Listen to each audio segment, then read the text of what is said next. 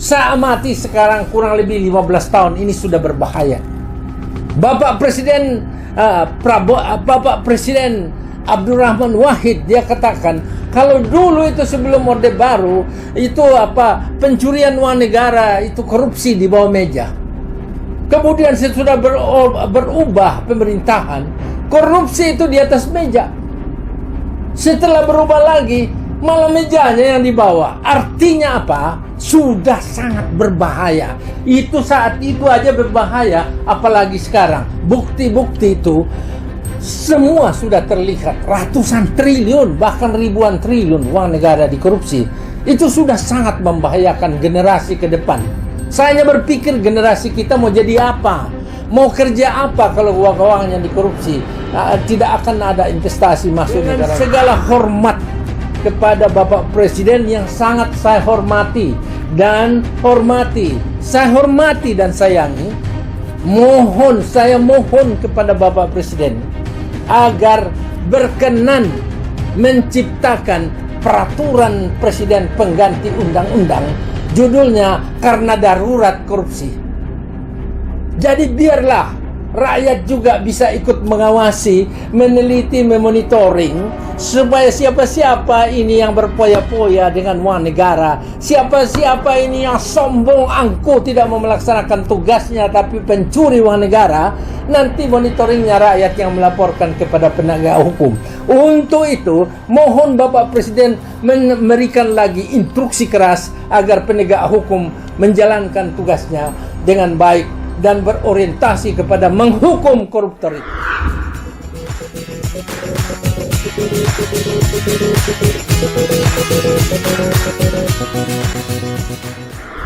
81 tahun Indonesia merdeka. Spanduk bertuliskan, berdaulat, adil, dan makmur, membentang gagah dari sudut ibu kota hingga ke pelosok desa. Tapi, mari kita sejenak menepi dari euforia. Di balik riuhnya tepuk tangan sidang kenegaraan, ada alarm bahaya yang sedang berbunyi nyaring. Kedaulatan yang masih terancam, birokrasi yang enggan melayani dan bertingkah bak raja. Dan yang paling mengerikan, korupsi ribuan triliun yang kini tak lagi sembunyi di bawah meja, tapi mejanya pun ikut dibawa lari. Ini bukan sekadar kritik kosong. Ini adalah peringatan keras dari pengamat kebijakan publik, Dr. John Palinggi. Sebuah pesan berani yang menembus langsung ke jantung istana, mendesak Presiden Prabowo Subianto untuk segera menerbitkan Perpu Darurat Korupsi. Mampukah tema kemerdekaan tahun ini benar-benar membebaskan negeri dari penjajahan gaya baru? Simak pembedahan tajam dan tanpa sensor bersama Dr. John Palinggi berikut ini. Assalamualaikum warahmatullahi wabarakatuh. Salam sejahtera demi nama Bapa, Putra dan Roh Kudus. Amin. Om Swastiastu, Namo Buddhaya, salam dalam kebajikan. Kita akan memperingati Hari Kemerdekaan negara kita, Republik Indonesia, pada tanggal 17 Agustus 2026, yaitu kemerdekaan yang sudah berlangsung selama 81 tahun. Sehubungan dengan hal itu, pada hari ini tanggal 14 Agustus 2026 telah berlangsung sidang tahunan bersama Majelis Rakyat, bersama MPR RI, Bapak Presiden RI, dan juga DPD RI. Dalam pidato yang disampaikan oleh Bapak Presiden yang berlangsung beberapa lama itu juga disampaikan oleh Ketua MPR dan Ketua DPD. Secara khusus Bapak Presiden menyampaikan berbagai kemajuan yang telah dicapai dalam berbagai bidang. Antara lain yang paling menonjol kemandirian pangan. Yang kedua, mengambil langkah-langkah untuk mewujudkan suatu pengelolaan tambang dengan berbasis pada aturan-aturan yang ada. Yang lainnya adalah di berbagai kegiatan dan hasil-hasil pembangunan yang dijalankan oleh para menteri itu nampak dalam laporan secara terinci oleh Bapak Presiden bahwa kita mengalami kemajuan pembangunan di berbagai bidang. Ada peningkatan-peningkatan. Termasuk di dalamnya hubungan dengan luar negeri. Dan Bapak Presiden menegaskan bahwa judul dari tema daripada perayaan 17 Agustus ini adalah berdaulat, adil, dan makmur. Kita bebas mengelola sumber daya alam kita, bebas mengelola aset kita, bebas melakukan langkah-langkah yang dipandang baik buat kesejahteraan masyarakat. Bebas dalam pemerintahan menjalankan pemerintahan. Rakyat juga bebas untuk melakukan tugas hak dan kewajibannya. Dan kebebasan itu juga menandakan bahwa kita menolak kedaulatan itu, kita menolak campur tangan asing dalam mengambil berbagai keputusan atau langkah-langkah di lingkungan pemerintahan yang kaitannya dengan kesejahteraan rakyat. Oleh sebab itu, Bapak Presiden selalu menegaskan bahwa negara kita menganut negara non-blok. Kita tidak berpihak ke kekuatan manapun, tetapi kita sangat mendambakan perdamaian. Nah, oleh sebab itu, politik luar negeri kita bebas berhubungan dengan semua pihak tanpa kecuali atas dasar saling menghormati, kemudian tidak campur tangan urusan dalam negeri masing-masing, dan saling menguntungkan.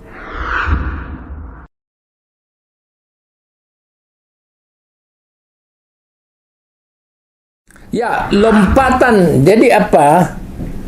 Semua Presiden Republik Indonesia telah mengambil satu kebijakan berdasarkan eranya sendiri, dan dari 8 periode presiden saya melihat bahwa apa yang diambil, kebijakan program pembangunan yang dijalankan semua presiden itu memang mengalami hal-hal yang menggembirakan, tapi tidak terlepas dari hal-hal juga yang masih memerlukan perbaikan-perbaikan, penyempurnaan-penyempurnaan dalam kaitan supaya menuju masyarakat adil dan makmur itu. Jadi termasuk di dalamnya Bapak Presiden sendiri mengungkapkan bahwa saya tidak bicara sudah selesai. Ya, saya mulai menyelesaikan ini. Jadi belum bicara selesai. Tidak akan pernah selesai yang namanya bagaimana berjuang buat mensejahterakan rakyat. Karena itu berjuang untuk dengan berbasis pada tersedianya anggaran, kondisi stabilitas politik dan keamanan, dan juga masyarakat dengan mendukung penuh agar terselenggara dengan baik program yang dijalankan. Ya, membangun negara itu tidak seperti makan cabai langsung pedas. Kita membangun rumah aja, kalau ada yang keliru kita bangun itu mungkin berapa bulan baru selesai kok. Membangun bagaimana citra rumah, bagaimana citra kelakuan kita kalau salah. Apalagi membangun negara, tidak semudah itu.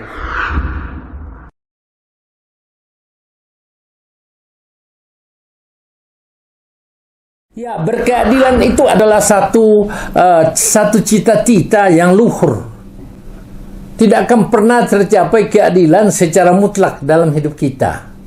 Di rumah saja kita belum tentu adil, apalagi dalam negara. Tetapi idealisme keadilan dan kemakmuran harus diletakkan dengan sungguh-sungguh, harus dijabarkan dengan sungguh-sungguh, dan diperjuangkan dengan sungguh-sungguh supaya terasa oleh masyarakat yang berkaitan dengan tentu kebutuhan dasarnya yang paling pokok.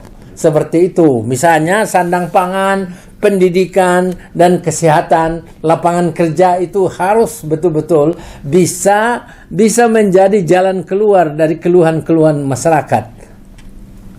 Tapi kan masalahnya, keluhan masyarakat itu terbentur pada sekelompok orang yang memang seperti ya setiap hari itu seperti dia tahu aja negara ini. Dia tahu lebih pandai, lebih hebat untuk dia bisa ngelola negara.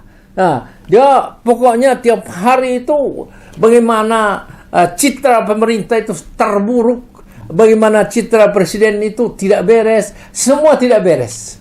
Padahal yang berbicara ini belum tentu bisa dipakai pemerintah, karena pemerintah itu sudah memiliki cara-cara menangani masalah dengan berbasis bahwa dia harus tetap berjalan dalam undang-undang dasar, undang-undang, dan termasuk di dalamnya harus ada dukungan politik baru bisa berjalan. Yang di luar itu kan seolah-olah ya hari ini ngomong, hari ini bisa dijalankan. Tidak semudah itu.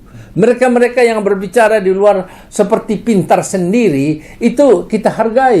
Pintar untuk dirinya, tapi bukan pintar untuk memperbaiki negara.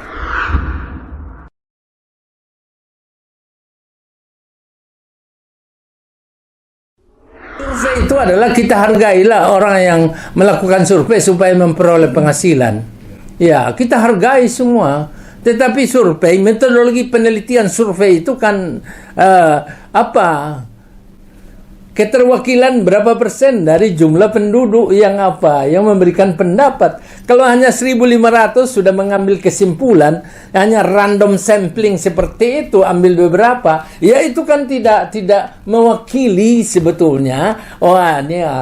Mewakili komunitas itu sendiri. Sehingga saya hanya menyatakan bahwa saya menghormati para surveyor itu, tetapi jangan memberikan citra pada rakyat bahwa sudah begini jatuhnya citra presiden. Jangan. Jangan. Para surveyor, para peneliti itu boleh pintar sendiri, tapi jangan membawa risiko-risiko citra daripada pemimpin negara ataupun pembangunan dijalankan sudah busuk semua. Tidak. Banyak hal yang sudah berkembang, tetapi sebetulnya semua kan tidak bisa masyarakat lihat. Tapi kalau dirasakan lihat ada kekurangan, saya kira inti persoalan selama ini kalau saya lihat adalah tidak berfungsinya mekanisme penyelenggaraan pemerintahan dan pemberdayaan di daerah melalui gubernur, bupati, wali kota. Undang-undang menyatakan, Undang-Undang 32 2004 menyatakan tentang pemerintahan daerah, tugas wewenang pemerintah, bupati, wali kota, gubernur adalah mensejahterakan rakyatnya, melaksanakan undang-undang dasar, menjalankan undang-undang secara murni dan konsekuen, menjaga ketertiban dan keamanan tertib di wilayahnya. Nah, kalau dia tidak bisa meningkatkan kesejahteraan, apa masalah? Masalah keluhan kekurangan uang. Ya betul, karena memang otonomi daerah dibentuk itu tidak memiliki kelayakan ekonomi. Syarat untuk membentuk otonomi daerah, kemandirian itu adalah kelayakan politik, ribut karena diperlakukan tidak adil. Tapi yang kedua selalu diabaikan oleh para politisi dan Kementerian Dalam Negeri, kelayakan ekonomi. Mana mungkin penghasilan PAD-nya 50 miliar, 100 miliar, kok sudah jadi otonomi daerah. Akhirnya kabupaten itu menjadi pengemis, meminta proyek berkelana di Jakarta, minta menteri. Ini tidak sehat. Jadi Jakarta, pemerintah efisien terus menjadi masalah. Bukan. Daerah yang tidak mesti otonom diotonomkan dan harus tergantung 760 triliun transfer dari pusat ke daerah terus. Mana sanggup rakyat? Ini aja di Jakarta sudah pot-potan kok mana sanggup? Akhirnya setelah timbul masalah, isu bahwa seolah-olah pemerintah gagal seperti itu. Salah besar. Jadi penyebabnya itu yang dibicarakan.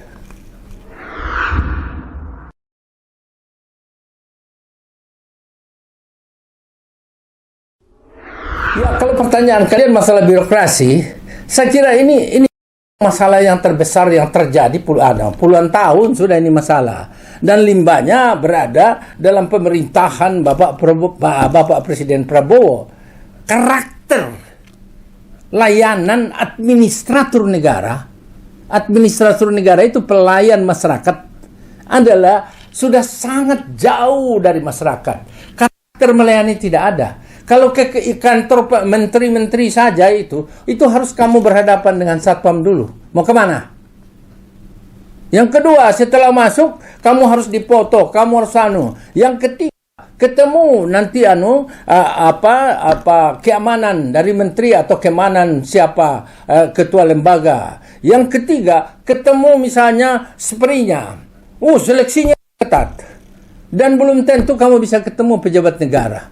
Inilah namanya kecederaan hubungan rakyat dan pejabat negara, aparatur sipil negara yang digaji dengan pajak rakyat.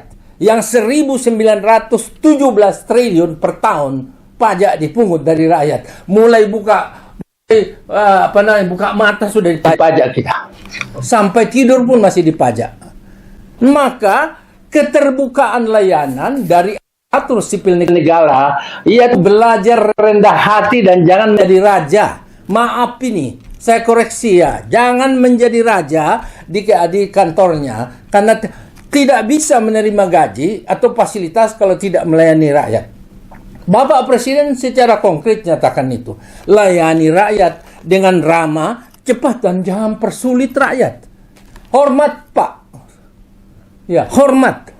Siapapun yang menggergaji Bapak, yang sombong, yang angku, yang tidak menjalankan pelayanan rakyat secara ramah, gunting dia Pak, gunting.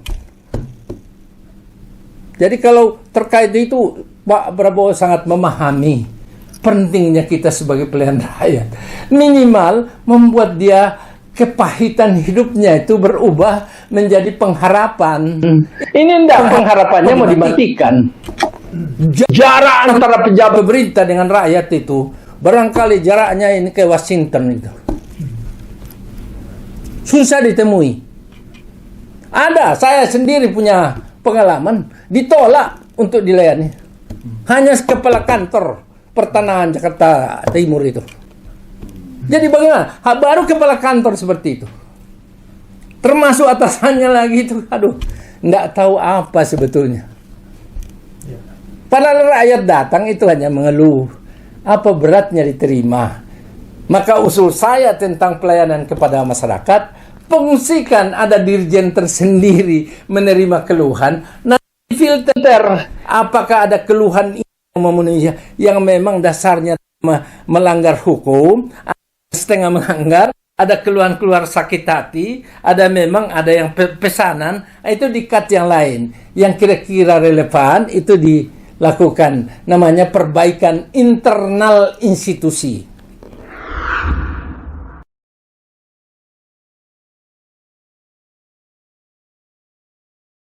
Memang memberantas korupsi di suatu negara tidak mudah. Karena menyangkut dengan kewibawaan struktural, menyangkut mentalitas, menyangkut kesetiaan. Kenapa korupsi di sini merajalela? Jangan bahwa penegak hukum lemah. Salah.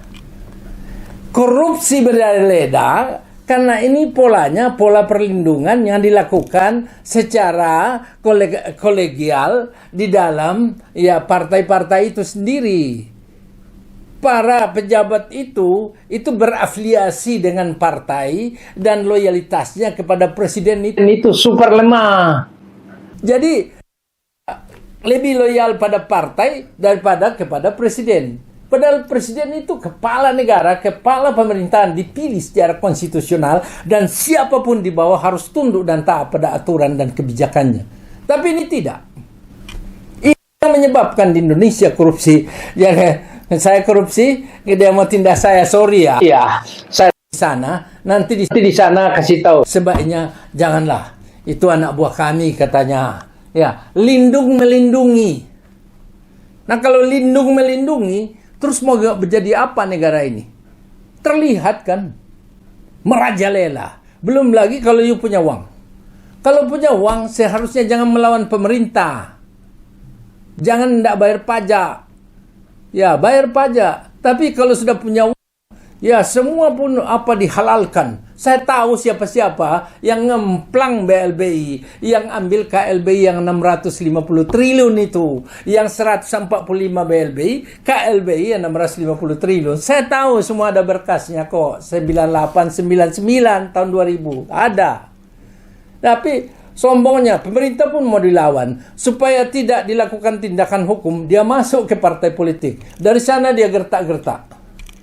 Yang mana bisa hidup negara kalau begitu? Namanya ketaatan warga negara terhadap hukum itu super lemah. Jangan tuduh aja penegak hukum itu tinggal komando dari Bapak Presiden. Kalau tidak ganti aja bosnya.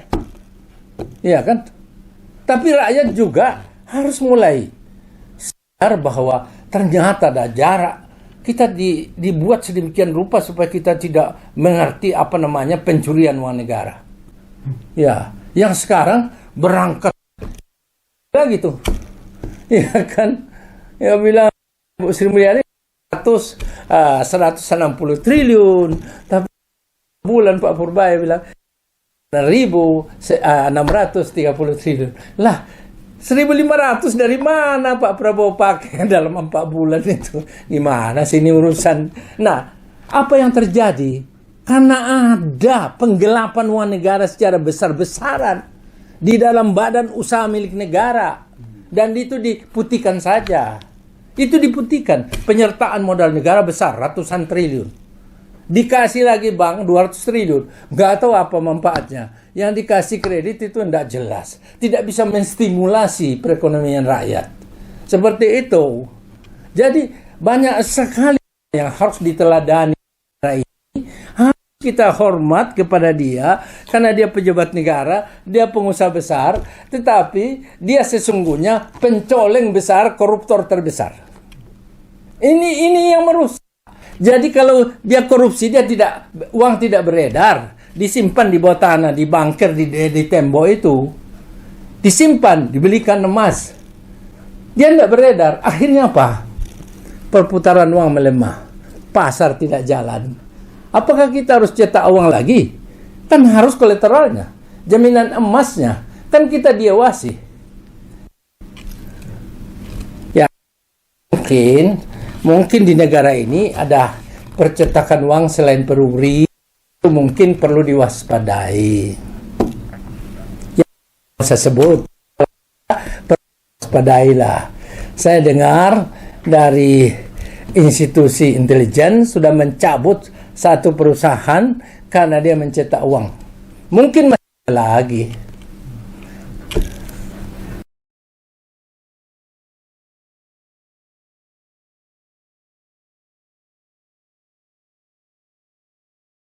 Saya ulangi, pemberantasan korupsi tidak semudah apa yang dibayangkan.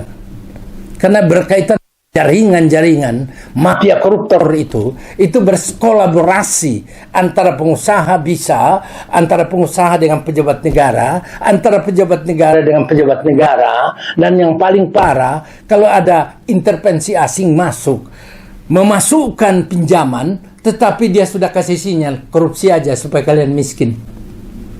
Tidak gampang itu bahwa ada dibuka sekarang ini. Itu adalah bagian daripada membahagiakan kita karena ada kemajuan di bidang pemberantasan korupsi. Tapi apakah pemberantasan korupsi di daerah hanya di OTT? Karena OTT sudah bagus, tetapi harusnya dibentuk agen-agen monitoring korupsi di daerah sehingga berjalan. Jadi yang lemah selama ini baik dari sudut investasi dan lain-lain, mengikut sertakan bupati, wali kota, gubernur itu tidak pernah. Investasi aja hanya keluarin izin menteri investasi, tapi tidak koordinasi dengan bupati, wali kota, dan gubernur tentang bagaimana situasi di sana, bagaimana penyediaan tanah, bagaimana dengan supaya ada perlindungan dan pengamanan terhadap investor. Tidak ada itu. Kegagalannya di sana. Namanya koordinasi pusat dan daerah. Pusat terlalu menganggap besar sendiri, daerah seperti bawahan. Padahal di daerah itu yang perlu dihidupkan. Kalau berkaitan dengan memaksimalkan pemberantasan korupsi dan sekarang sudah masif seperti itu, sudah tidak bukan triliunan, ratusan triliun, Itu sudah ratusan triliun ini, sudah ribuan triliun ini. Ini sudah membahayakan negara dan telah membentuk karakter, mental, akhlak orang rusak sudah setelah melihat duit. Berubah dia. Karena perubahan ini bisa dibayangkan, seorang ayah korupsi sama istrinya, sama anaknya. Lah, seorang pejabat negara kok sama, terus mau bagaimana? Anak aja disuruh korupsi. Mau bagaimana negara? Artinya, kata Kuncharaningrat, ini kita sudah punya mental menerabas, jalan pintas kan, bagaimana kaya. Maka kalau menurut saya, dengan cara-cara sekarang, apalagi bisa berdebat, oh itu bukan barang saya, itu bukan uang saya, ada yang punya, selalu seperti itu. Dan hebohnya seperti ini, itu bukan saya, itu naik di media. Di luar negeri tidak ada perdebatan di media tentang penyelidikan, tidak ada. Cuma kita di Indonesia, ya beruntung kalian wartawan bisa nanya-nanya, apa sudah sampai di mana penyelidikan, sudah siapa yang ditangkap, sudah. Nggak ada tuh. Kalau penyidikan luar negeri, baru tampil setelah sudah masuk di kurung, ini orang, ini kesalahannya. Ya, di sini kalian bisa memeriksa. Penyidik aja, polisi, jaksa, kalian bisa periksa kembali. Bagaimana wartawan ini? Ini berarti wartawan lebih hebat dari penyidik kan? Iya kan? Akhirnya apa? Gara-gara berita sedemikian rupa tahu apa yang dilakukan, ya tidak matang proses perkara. Akhirnya orang bisa menghindar, dia pakailah pengacara di sana. Oh itu tidak bersalah. Oh itu kebanggaan korupsi di Indonesia tuh.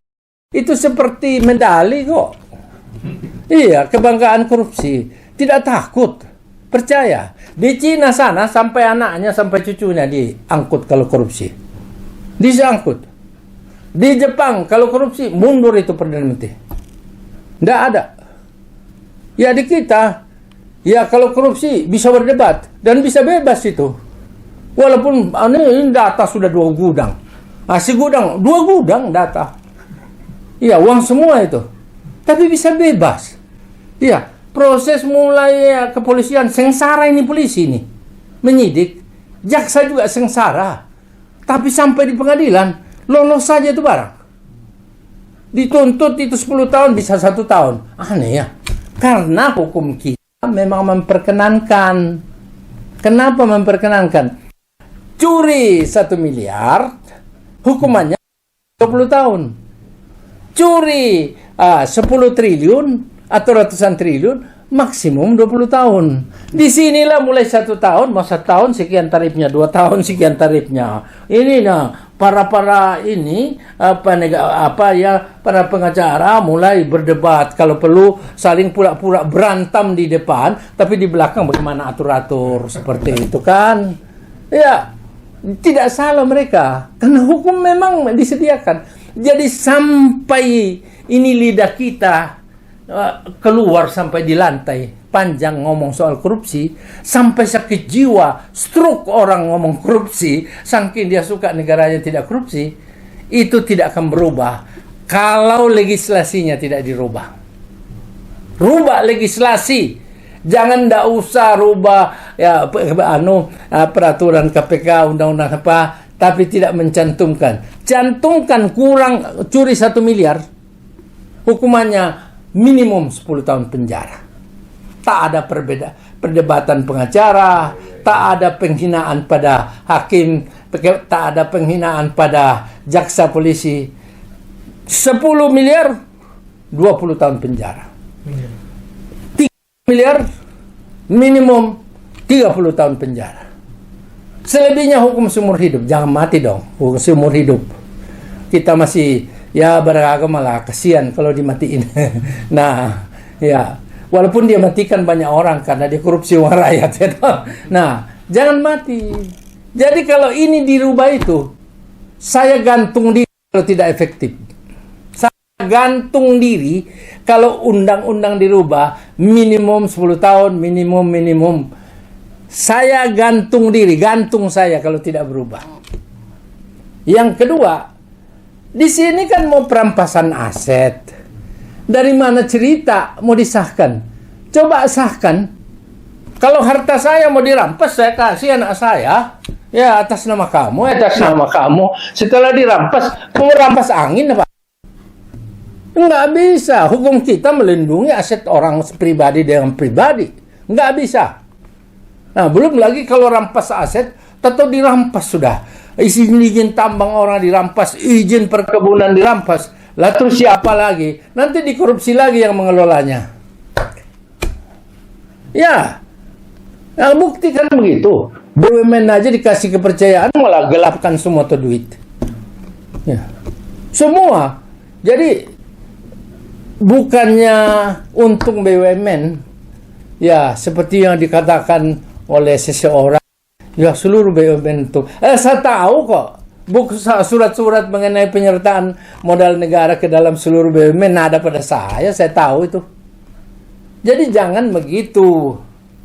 Jangan terus-menerus mencuri uang negara, mencuri diam tugas, sampai hampir 10 lebih di Rut BUMN di penjara. Apa untung itu? Ya kan?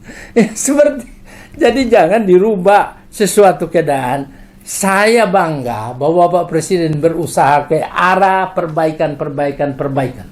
Saya hormat kepada Bapak Presiden itu. Dari uraian yang dia lakukan, itu tidak tinggi hati tadi. Dia uraikan apa yang dicapai. Dan dia katakan, kalau ditanya apakah saya sudah selesai, sudah bagus, belum katanya. Ini baru begini.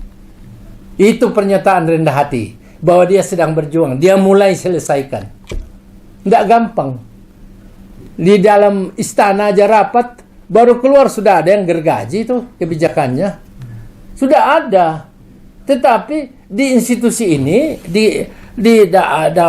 apa namanya, alat presiden itu mesti ada. Namanya invisible hand yang dilakukan presiden untuk memonitoring orang-orang ini. Jangan di depan, siap Bapak Presiden, siap. Tapi nyatanya, dalam perilakunya hanya bergantung pada laporan statistik. Tampil televisi ini bagus. Di antara itu banyak juga yang bagus. Percaya. Tapi racun-racun yang mengaruhi keberhasilan ini banyak juga gitu kan. Nah, ini yang mesti ditata. Dan Bapak Presiden bilang, saya belum selesai menyelesaikan tugas saya. Saya bersumpah dulu di tempat yang sama itu di MPR, gedung MPR, dan di sini saya bersumpah saya akan tetap melaksanakan tugas saya dengan saat ini bangsa kita mengalami satu kegelapan yang luar biasa. Kegelapan yang diakibatkan dengan timbulnya korupsi yang hampir merata di berbagai tempat. Kegelapan ini bisa membahayakan negara. Dan itu korupsi itu tidak hanya dilakukan oleh orang tua, tapi dilakukan juga oleh istri, dilakukan oleh laki-laki, perempuan, bahkan anak-anak juga diikutkan korupsi. Bagaimana masalah bangsa, masalah generasi muda ke depan ini, kok kita siram dengan karakter yang busuk, yang berbahaya, yang jahat, korupsi, mencuri hak rakyat, mencuri uang negara seperti itu.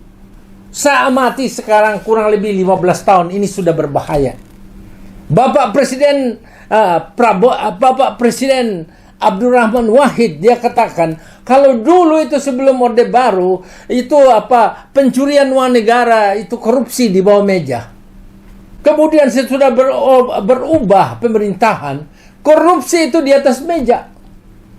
Setelah berubah lagi, malah mejanya yang dibawa. Artinya apa? Sudah sangat berbahaya. Itu saat itu aja berbahaya, apalagi sekarang. Bukti-bukti itu semua sudah terlihat. Ratusan triliun, bahkan ribuan triliun uang negara dikorupsi. Itu sudah sangat membahayakan generasi ke depan. Saya hanya berpikir generasi kita mau jadi apa? Mau kerja apa kalau uang-uangnya dikorupsi? Tidak akan ada investasi masuk negara ini. Maka untuk itu, dengan segala hormat kepada Bapak Presiden yang sangat saya hormati dan sayangi, saya mohon kepada Bapak Presiden agar berkenan menciptakan peraturan presiden pengganti undang-undang, judulnya karena darurat korupsi. Jadi biarlah rakyat juga bisa ikut mengawasi, meneliti, memonitoring, supaya siapa-siapa ini yang berpoya-poya dengan uang negara, siapa-siapa ini yang sombong, angkuh, tidak mau melaksanakan tugasnya, tapi pencuri uang negara, nanti monitoringnya rakyat yang melaporkan kepada penegak hukum.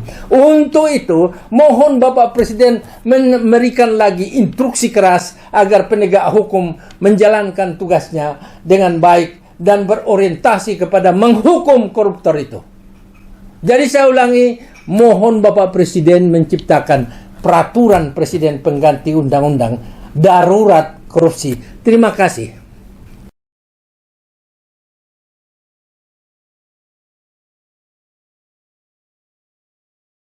Jadi begini, baru saya juga baru sadar diri, baru tahu bahwa ternyata sejumlah daerah itu tidak cukup makan anak-anak kita. Maka dilakukanlah hal ini, satu proyek strategis yang bisa menjangkau sehingga untuk persiapkan anak-anak 30 tahun kemudian dia sudah bisa jadi orang lah. Ya, artinya dengan tulang aja dia kurang gizi seperti itu. Jadi saya memahami, wah ini proyek bagus. Tapi kalau bilang banyak sekali orang yang apatis terhadap itu, ya bisa dipahami. Karena ada penyelewengan, ada korupsi, ada yang penyelenggaraan tidak higienis, tidak sehat. Ya bisa pahami, boleh saja, kan itu bagian dari koreksi. Tetapi ingat, selama ini Bapak Presiden dipaksa untuk membatalkan MBG itu. Saya ingatkan betul bahwa itu tidak akan bisa dibatalkan oleh Bapak Presiden karena sudah masuk dalam undang-undang. Jadi MBG itu, program MBG itu sudah masuk undang-undang. Undang-undang di mana undang-undang itu yang bisa membatalkan adalah DPR RI. Kalau Bapak Presiden keliru sampai dia batalkan, inilah pintu masuk untuk memberhentikan Presiden, impeachment. Karena beberapa hal yang mendasari Bapak Presiden bisa diberhentikan: melanggar sumpah jabatan, yang kedua tidak melaksanakan undang-undang dasar, tidak melaksanakan undang-undang secara murni dan konsekuen, melakukan tindak pidana korupsi dan tindak pidana berat lainnya. Jadi ada 5 itu yang bisa. Nah, kalau tidak melaksanakan undang-undang secara murni dan konsekuen, dia bisa langsung diberhentikan loh. Karena putra, yang bisa memberhentikan MBG, kalau ada yang dengarkan YouTube ini, pahami bahwa Bapak Presiden itu jangan paksa untuk memberhentikan. Jangan cemplungkan Bapak Presiden. Jangan-jangan rencana buat memberhentikan. Kita dengan gembira, bahagia, bahkan bangga, salut kepada pemerintah dan dengan seluruh aparatur sipil negara yang bekerja dengan tulus dan ikhlas bagi bangsa dan negara, mulai dari Ketua MPR dan seluruh anggota, Ketua DPD dan seluruh anggota, Ketua DPR dan seluruh anggota, serta Bapak Presiden, Menteri, Bupati, Wali Kota, dan Gubernur yang telah bekerja dengan tulus ikhlas di hadapan manusia dan Allah Subhanahu wa Ta'ala. Saya menyampaikan terima kasih Pak atas keringat yang Bapak sudah berikan, terutama kepada Bapak Presiden. Penghargaan saya selalu ada untuk 9 periode Presiden. Saya tidak ingin tahu, pesan saya bahwa tolong jangan dibenturkan baik Presiden antara Presiden, mantan Presiden, ataupun dengan Presiden. Enggak usahlah dikorek-korek kelemahannya. Jangan justru masyarakat mengorek kelemahan, adalah ini, sengaja mencerai-beraikan rakyat hanya untuk menciptakan kerusuhan seperti itu. Mari pelihara kerukunan. Yang lalu sudahlah. Kita memang ada kekurangan. Mungkin juga saya ada kekurangan dalam mengabdi, dalam melaksanakan hak kewajiban kepada bangsa dan negara. Sudahlah. Kekurangan presiden-presiden yang lalu, wakil presiden, ya sudahlah, kita tidak usah bicara. Kita bergerak ke depan dan sesuai dengan harapan Bapak Presiden, Ketua MPR, Ketua DPR dan DPD. Mari kita bergandeng tangan. kita bangun negara ini seraya kita berniat baik.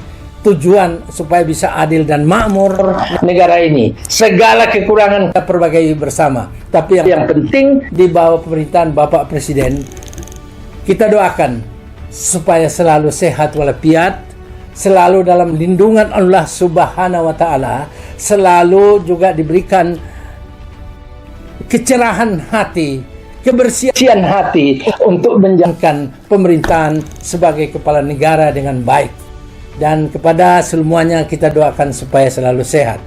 Terakhir saya sampaikan, selamat merayakan hari ulang tahun kemerdekaan Republik Indonesia, negara kita yang kita cintai ini. Dirgahayu Republik Indonesia ke-81. Mari kita berdaulat, adil dan makmur. Billahi taufiq wal hidayah. Assalamualaikum warahmatullahi wabarakatuh. Tuhan memberkati demi nama Bapa, Putra dan Roh Kudus. Om Santi Santi Santi Om. Namo Buddhaya. Salam dalam kebajikan. Wete Tung Tien.